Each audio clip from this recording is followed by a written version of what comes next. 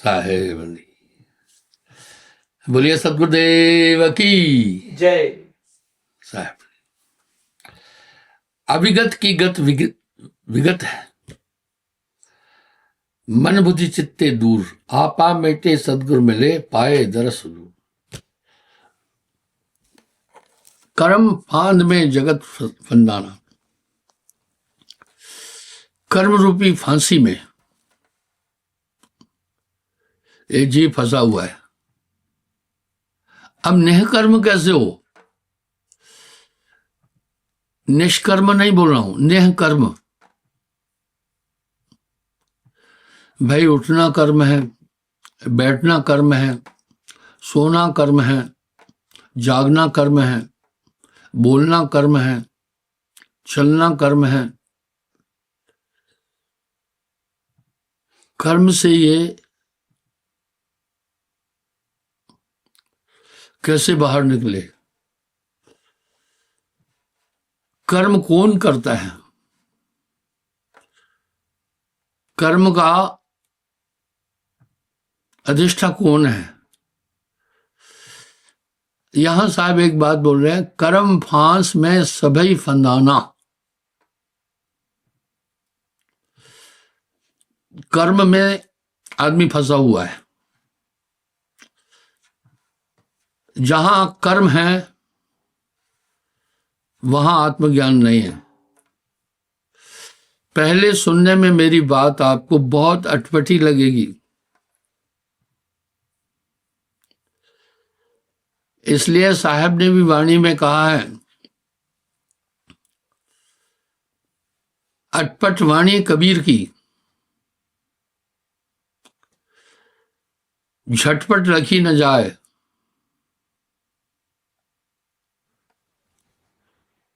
अटपट वाणी कबीर की, झटपट लखी न जाए। जो कोई झटपट लखे उसकी दुविधा जाए। अब आपा मेटे सदगुरु मिले, पावे दरस हुजूर। ये आपा कैसे मिटे? दरअसल कर्म और क्रिया का सूत्र है।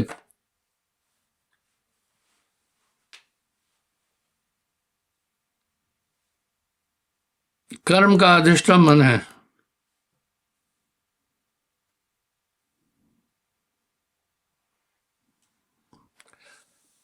तन क्रिया को छाड़ के मन क्रिया रच राख, कर्म क्रिया अभिमान तज, सत्यनाम निज भाख। हमारी आत्मा का किसी भी कर्म से कोई संबंध नहीं।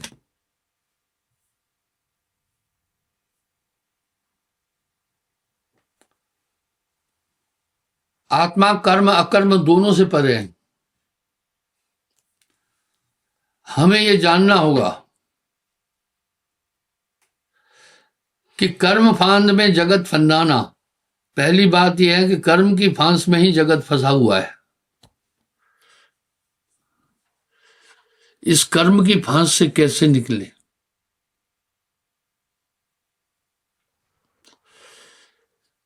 ये बड़ी विडंबना है।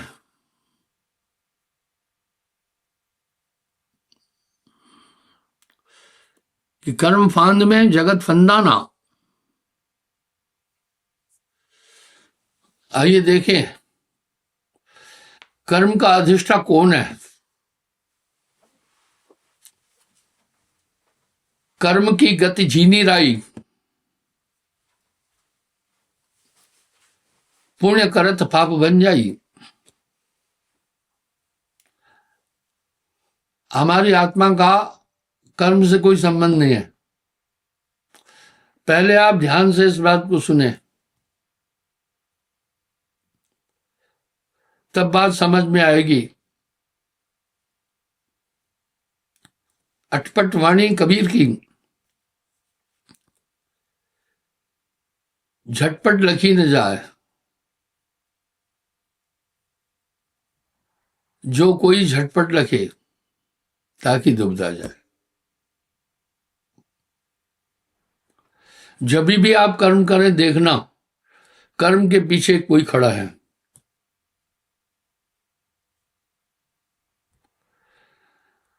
जो आपको कर्म के लिए प्रेरित कर रहा है।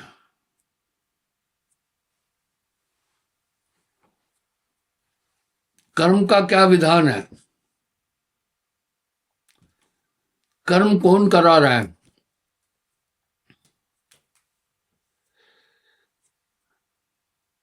साहब ने अपनी वाणी में बड़ा साफ कहा, पाप पुण्य यह दोनों बेड़ी,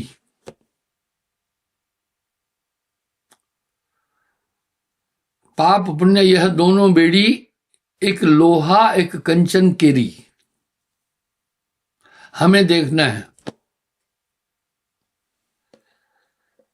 जब हमारी आत्मा से का कर्म से कोई संबंध नहीं है,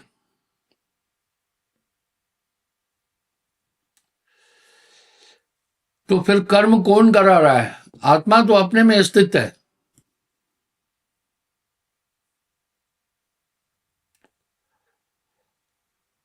कर्म फांद में जगत फंदाना,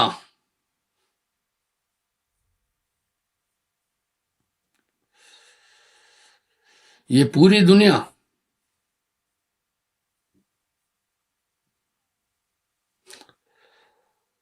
कर्म की फांस में फंसी हुई है।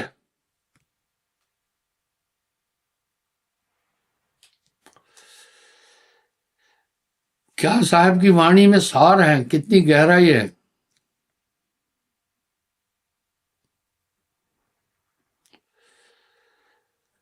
पाप पुण्य यह दोनों बेड़ी, ये दोनों बेड़ियां,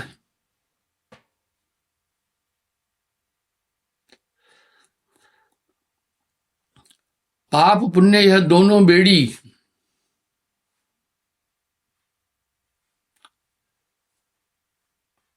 एक लोहा एक कंचन केरी।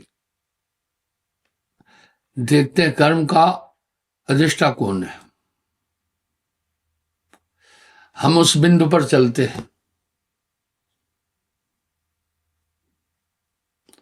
बड़ी साफ वाणी है साहब की। मन करता यह देह समाना, कर्म का अधिष्ठा कर्म कराने वाला मन है।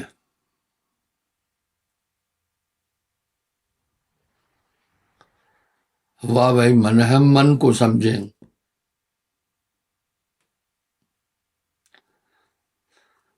बड़ी साफ वाणी है। मन करता यह देह समाना,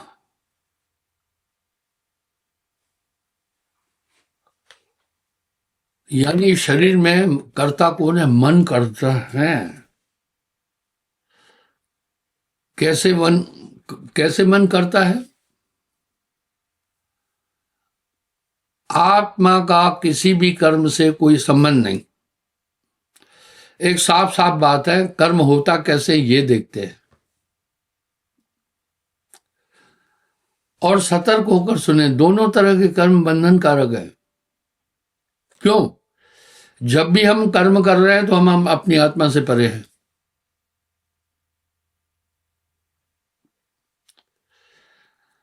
उस समय हम आत्मा से बहुत दूर हैं। पर पहले ये बात सुनने से अटपटी लगेगी,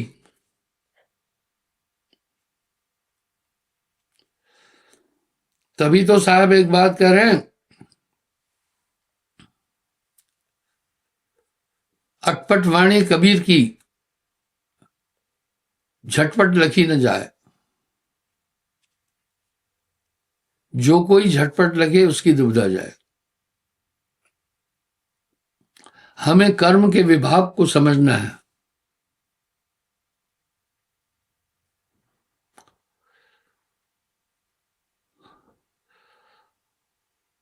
कर्म का विधान क्या है। कर्म होता कैसे है? बड़ी साफ बात है कि हमारी आत्मा का कर्म से कोई संबंध नहीं है। कर्म का विधान ये है, पहले संकल्प उठता है।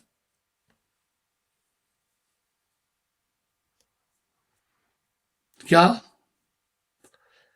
हर कर्म संकल्प से शुरू होता है, और संकल्प का संबंध और मन का संबंध किससे? मन शरीर है, इसलिए मन सिर्फ शरीर के विषय में सोचता है।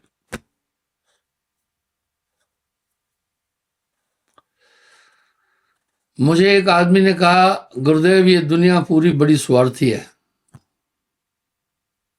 स्वार्थ का मतलब है स्वधन अर्थ, अपने लिए ही करना। मैंने पूछा, क्या तुम भी इस दुनिया में शामिल हो? चुप हो गया। अगर स्वार्थ नहीं होता तो मनुष्य नहीं जी सकता।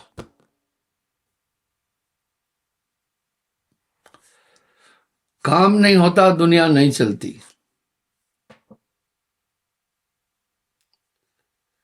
ये मैथुन सृष्टि है, सभी काम से पैदा हुए।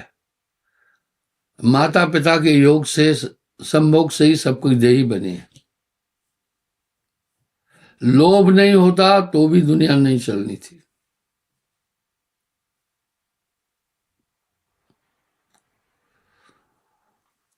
आदमी धन अर्जन नहीं करना था। मोह नहीं होता तो माता बच्चे को जन्म देकर जंगल में फेंक के आना था।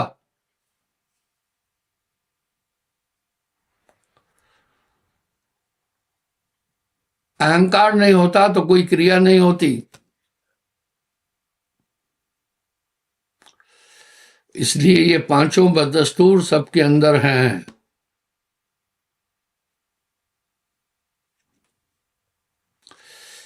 यही इस जगत का आधार है।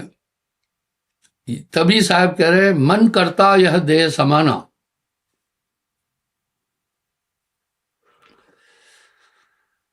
मन करता यह देह समाना, इस शरीर में मन रूपी कर्ता बैठा हुआ है। बड़ी साफ बात है, दोनों शुभ और अशुभ दोनों तरह के कर्म हैं जो हैं वो बंधन के कारक हैं।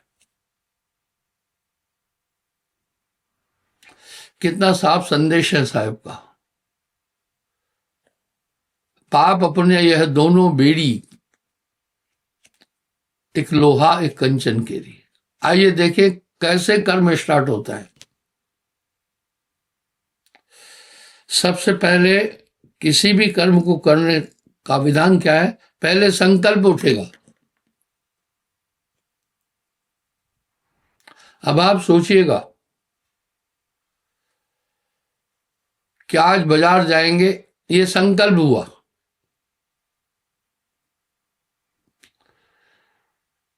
मन करता यह देह समाना, फिर निश्चय होता है बाजार जाए या नहीं जाए। वाह, निश्चय बुद्धि करती है। तो जो संकल्प हुआ कि भाई बाजार जाना जरूरी है, राशन पानी लाना है, साग सब्जी लाना है, बुद्धि ने सहमति दे दी। आपने झोला उठाया और चल पड़े बाजार की तरफ।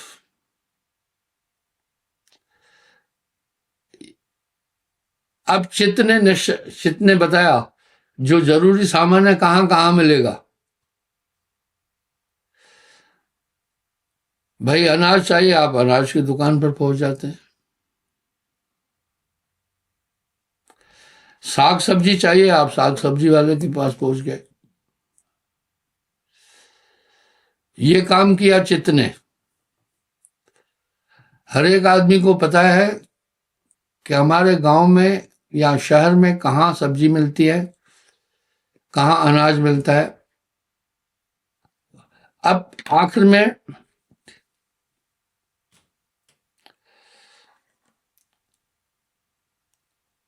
लास्ट में अहंकार उठता है। अहंकार क्रिया को कहते हैं। अहंकार शरीर को आज्ञा दिया, चल।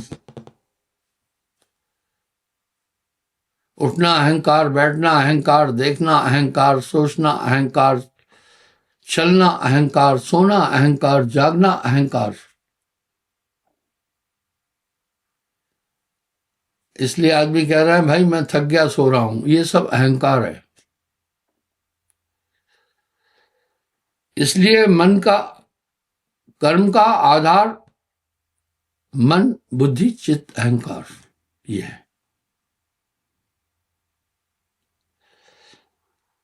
अब ये तन कैसे चल रहा है? इसमें मन राजा बनकर बैठा है।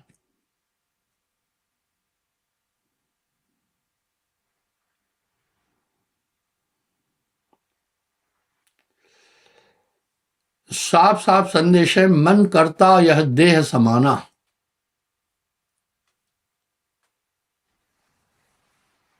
जो जो हम क्रियाएं कर रहे हैं उनका सीधा संबंध केवल शरीर से है,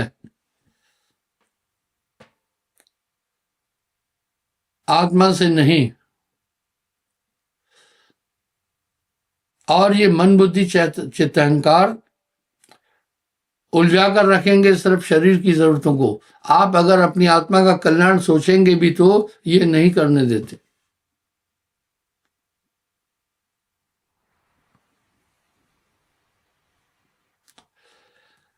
त्रिगुण फांस में जगत फंदाना।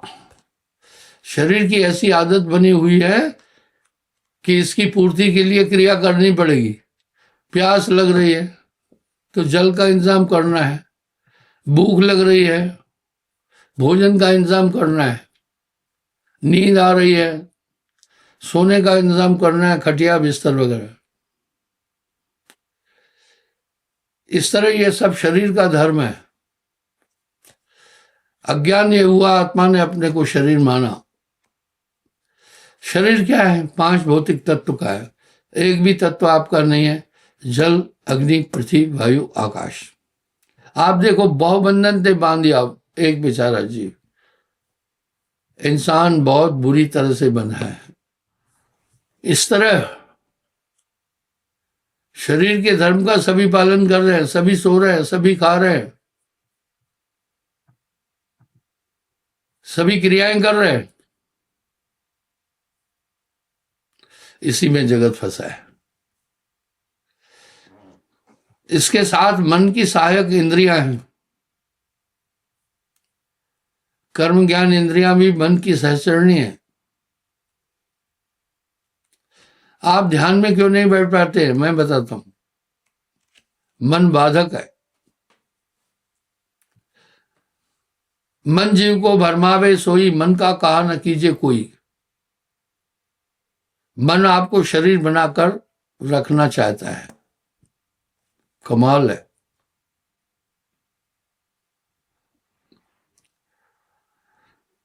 बनई स्वरूपी देव निरंजन तोह राख भरमाई, हे हंसा तू अमर लोक का पड़ा काल बस आई। इसलिए इसकी ये आदत रोज खाना है, रोज सोना है, रोज पानी पीना है और इन सब चीजों की पूर्ति के लिए कर्म करना है। कहे कबीर किस किस को समझाऊं, कहे कबीर मैं किस किस को समझाऊं, सब जग अंधा, सबको लगल बा पिटवा का धंधा। एक दो होए ताहे समझाऊं। और यही बच्चा बचपन से जन्म लेने के साथ अपने गार्जियन, अपने परिवार के लोगों को जो क्रियाएं करते देखता है वही करने लगता है। तो साहब बड़ी अच्छी बात करे, एक दो होए ताहे समझाऊं, सबई भुलान है पिटवा के धंधा। कहे कबीर मैं किस किस को समझाऊं, सब जग अंधा। देखो मैं देख रहा हूं, मेरा प्रोग्राम पूरे अब्रॉड में चल रहा है। कोई कैसे बैठा है, कोई कैसे बैठा है, ऐसे क्यों बैठे हैं वो भी बताता हूं। ये एक बिटिया बैठी है, इसने अपना हाथ टेबल पर रखा, अब हटा दिया। क्यों ऐसा हुआ इसको खुद नहीं पता है कि मैंने ये हाथ इस बेंच पर क्यों रखा है। सीधे बैठने से थोड़ा हाथ थका, गर्मी भी है, इसने सोचा यूं करके हाथ में टेबल पर रखूं, थोड़ा आराम मिलेगा। इसको खुद पता नहीं है कि ये मामला हुआ क्या।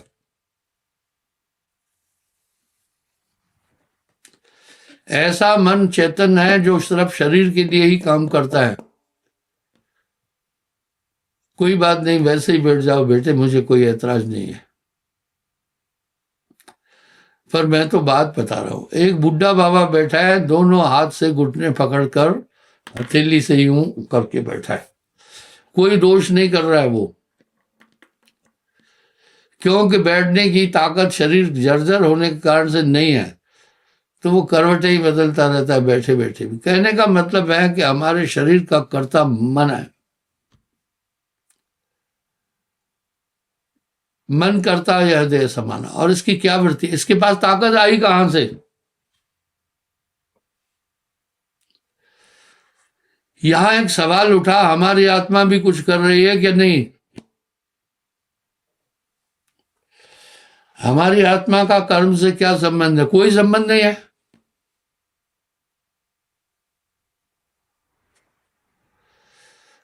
ओवरऑल मनुष्य जितने भी काम कर रहा है सिर्फ शरीर की तृप्ति के लिए कर रहा है, आत्मा शरीर ही नहीं है, सीधी सी बात है। आत्मा शरीर नहीं है, पर आत्मा ने अपने को शरीर माना। शरीर की सभी क्रियाओं के लिए आत्मा क्यों बंधी हुई है। यहां साहब ने एक बात बड़ी प्यारी कह दी, जीव पड़ा बहु लूट में, ना कछ लेन न देन। ये आत्मा बेमतलब बंधी हुई है।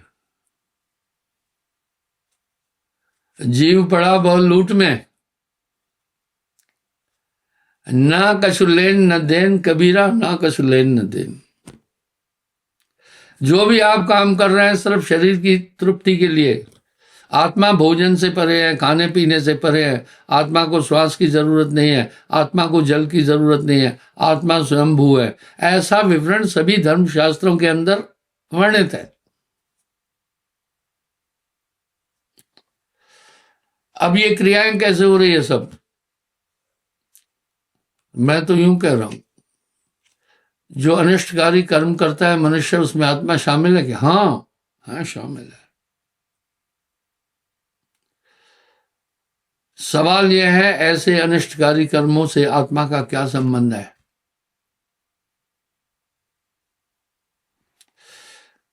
कोई किसी का बलात्कार, किसी के साथ बलात्कार कर रहा है, आत्मा का इससे क्या संबंध है। पर बलात्कार करने की ताकत आत्मा ने दी।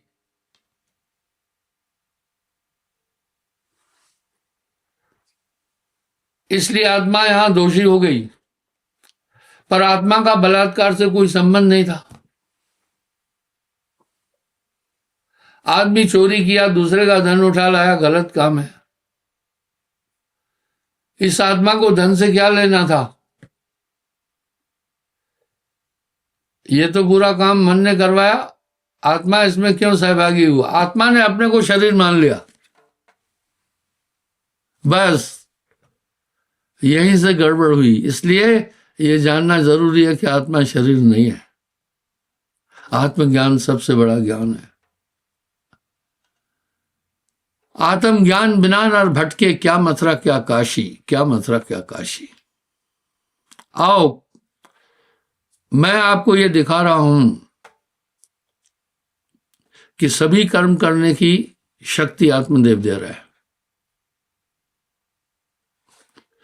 मनुष्य जो भी कर्म कर रहा है उसके लिए ताकत चाहिए।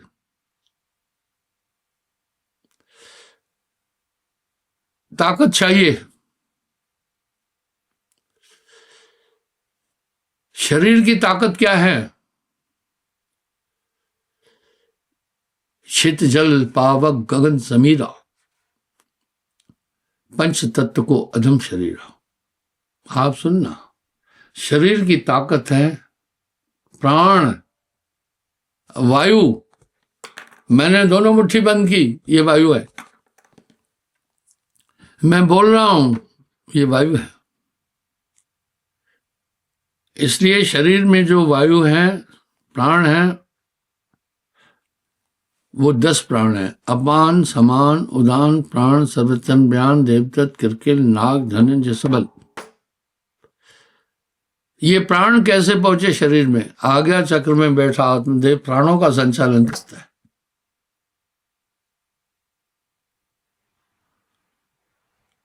इसलिए आत्मदेव फंस गया।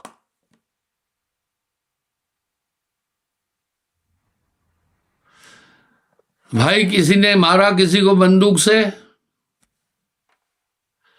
तो जब इंक्वायरी होती है तो पूछते हैं बंदूक कहां से मिली।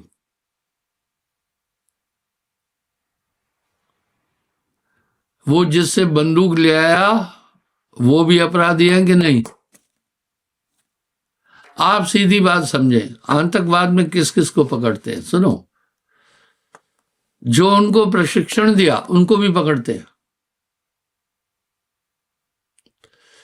जो उनको धन दिया उनको भी पकड़ते हैं, जो उनको शस्त्र दिया उनको भी पकड़ते हैं, जो उनको सानिध्य और शेल्टर दिया उनको भी पकड़ते हैं।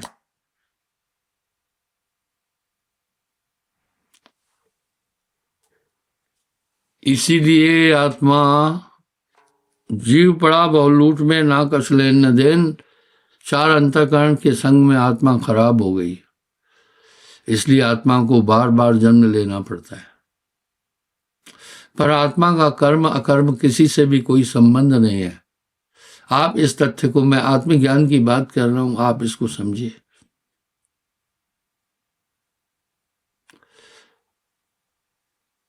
ये मन आत्मा से कहीं भी ज्यादा ताकतवर नहीं है। यहां पर साहब एक शब्द कह रहे हैं, मन जाता है जाने दे।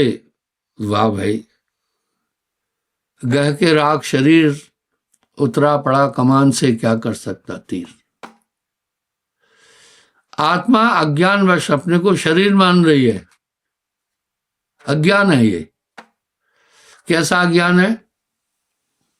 कभी कभी बालक अपनी परछाई से डरता है। परछाई का अपना कोई अस्तित्व नहीं है। परछाई का उद्गम तो आकृति से हुआ, आपके शरीर से हुआ। इसलिए आत्मा की तरफ चलना है। और यही मनुष्य जीवन का सबसे बड़ा लक्ष्य है। अगर आपने शादी करके बच्चे पैदा किए, कोई बड़ा काम नहीं, ये तो विषय विकार था। आपने बच्चों को पढ़ाया, कोई बड़ा काम नहीं, मोहवश था ये। आपने बच्चों का ब्याह शादी किया, ये तो आपकी महत्वाकांक्षा थी कि दोतरू पोतरू देखूं। क्या बात है साहब की वाणी में। जीव पड़ा बहु लूट में, जीव पड़ा बहु लूट में, ना कछु लेन न देन। कबीरा ना कछु लेन न देन। आत्मा अपने स्वरूप में ही आनंदित है, क्योंकि ये परमात्मा का अंश है। आज तक किसी कुतिया ने शेर के बच्चे को जन्म नहीं दिया। आज तक किसी भैंस ने हिरन को जन्म नहीं लिया। आपके अधिष्ठा परमात्मा है, जो उसमें ताकते हैं वो आप में है। अज्ञान और भ्रमवश आत्मा ने अपने को शरीर मान लिया है और जड़ चैतन्य ग्रंथ बढ़ गई, यद्यपि मिथ्या छूटत कुछ नहीं। इस तथ्य, और ये हम वहां कहां पहुंचे? एकाग्र। आत्मा है क्या? चेतना, आत्मा चेतना है। ये आत्मा शरीर को ताकत दे रही है प्राणों द्वारा। आज्ञा चक्र में आत्मा है, वो श्वास ले रही है और श्वास नाभि में जाती है, वहां पहुंचकर 10 वायु बनती है। इससे शरीर चलता है। अपान, समान, उदान, प्राण, सर्वतन, व्यान, देवदत्त, किरकिल, नाग, धनंजय, सबल। अब आया प्रश्न, सुमरण से क्या होगा? जब आप सुमरण कर रहे हैं, बस श्वास श्वास में सुमरण कर रहे हैं गुरु की बताई विधि से, तो पूरी पूरी पवन फिर पलट कर शून्य में आ जाती है, पूरी सीज हो जाती है फिर बॉडी। इसलिए जब तब संयम साधना सब सुमरण के माँ है, कबीर जाने संत चन सुमरण सम कुछ ना है। इसलिए जो सुमरण कर रहा है 4 वेद का ज्ञान है, उसे समझना। सुमरण ही सार है, इससे आप अपनी आत्मा तक पहुंचेंगे। सुमरण की विधि साहब ने बोली है। मैं क्षमा चाहता हूं, समय हो रहा है। एक सूचना है, ये मैं काफी दिन से बोल रहा हूं। इस आने वाले 18 अगस्त को मेरा 77वां जन्मदिन है। आपको मैं निमंत्रण देता हूं, आप यहाँ आए। रामजी आश्रम जम्मू में हम इसको मना रहे हैं, लोग मना रहे हैं। मैं तो कुछ कर ही नहीं रहा हूं। डेकोरेशन भी लोग कर रहे हैं, गाड़ियां भी बेचारे लोग अपनी लाकर सेवा में लगा रहे हैं। बाकी सब चीजें तो संगति कर रही है। बहुत दिन से लोग लगे हैं, कोई सफाई कर रहा है, कोई कमरे ठीक कर रहा है, कोई बिस्तर ठीक कर रहा है, कोई शौचालय ठीक कर रहा है। सभी आपकी आगमन के लिए। तो मैं आपसे अनुरोध करता हूं कि आप इस अवसर पर आए। हंसन मिल हंसन सुख होई, विमल विचार करे मिल दोई। समय अभाव के कारण मैं पूरा विवरण नहीं दे सका। जिस समय आप स्मरण करते हैं सभी क्रियाएं रुक जाएगी, मन बन जाएगा। इसलिए आपको स्मरण में जाने नहीं देगा। कोई ना कोई बहाना बनाकर आपके ध्यान को हटा लेगा।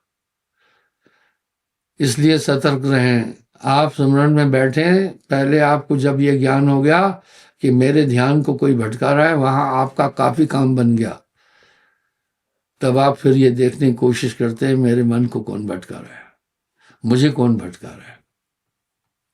धन्यवाद।